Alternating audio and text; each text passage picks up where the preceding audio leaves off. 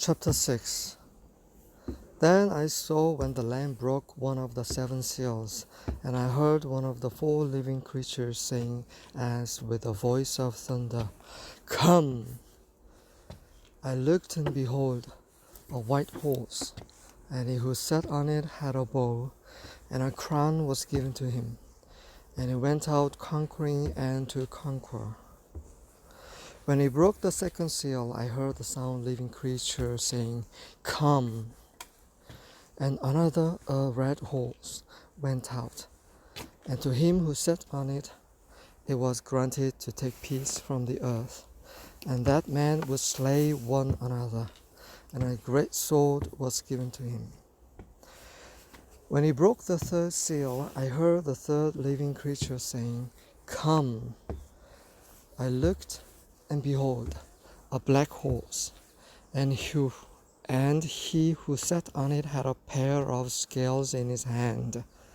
And I heard something like a voice in the center of the four living creatures saying, "A quart of wheat for a denarius, and 3 quarts of barley for a denarius, and do not damage the oil and the wine." When the Lamb broke the fourth seal, I heard the voice of the four living creatures saying, "Come!" I looked, and behold, an ashen horse, and he who sat on it had the name Death, and Hades was following with him. Authority was given to them over a fourth of the earth to kill with sword, and with famine, and with pestilence, and by the wild beasts of the earth. When the Lamb broke the fifth seal, I saw underneath the altar the souls of those who had been slain because of the word of God and because of the testimony which they had maintained.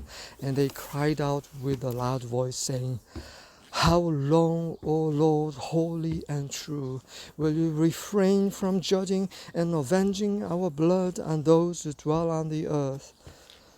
And there was given to each of them a white robe. And they were told that they should rest for a little while longer, until the number of their fellow servants and their brethren who were to be killed, even as they had been, would be completed also.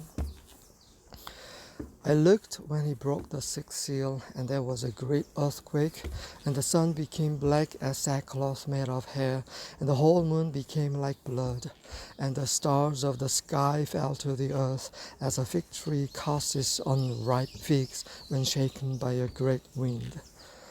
The sky was split apart like a scroll when it is rolled up, and every mountain and island were moved out of their places.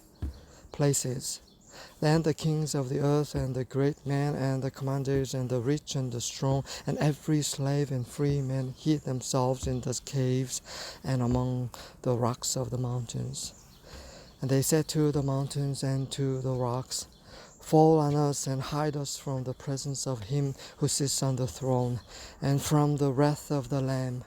For the great day of their wrath has come, and who is able to stand?"